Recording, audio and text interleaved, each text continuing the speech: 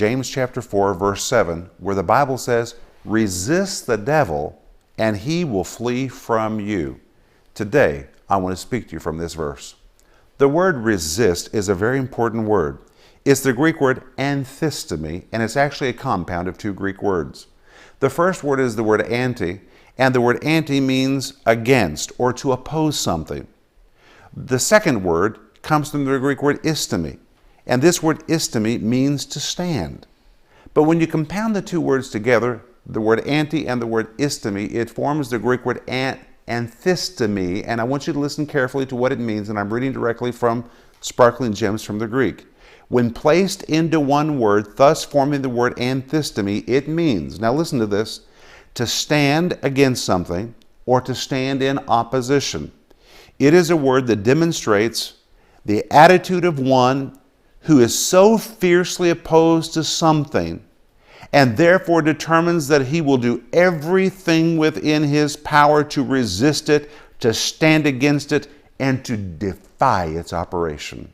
Oh, that is so powerful. I'm going to say it again. This word demonstrates the attitude of one that is fiercely opposed to something and therefore determined he'll do everything within his power to resist it, to stand against it, and to defy its operation. Wow.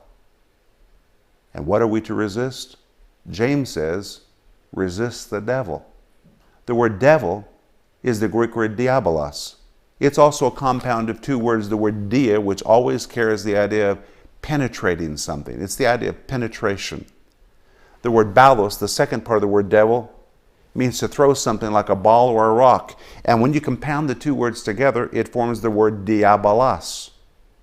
And when you put these two words together, it's translated as the name devil, which really is a job description. The devil is diabolos. He's one that comes with lies, with insinuations. He's hurling them against our mind, trying to take our thoughts captive, striking our mind and striking our mind and striking our mind and striking our mind until finally, he penetrates our minds. But James says in James 4, verse 5, don't let the devil take your head. Don't let him penetrate your mind. You've got to give it everything you've got to resist him, to stand against him, to oppose him, to defy his operation. And here's the promise of God. If you will resist the devil, James says, he will flee from you. Now listen to this. The word flee is the Greek word fuego. It means to flee or to take flight. It depicts a lawbreaker who flees in terror from the nation where he broke the law. And the reason he's running, the reason he's fleeing, is he wants to escape the prosecution process. Remaining in the nation would most assuredly mean judgment. So rather than stay and face the consequences, the lawbreaker flees for his life. I love this. It means the devil knows he's a lawbreaker, and he knows if he sticks around a bold believer, he's going to be persecuted, he's going to be prosecuted, he's going to feel the pain of that believer's authority. So the devil flees the minute you stand up against him. And listen to how you could interpret this verse. James chapter 4, verse 7.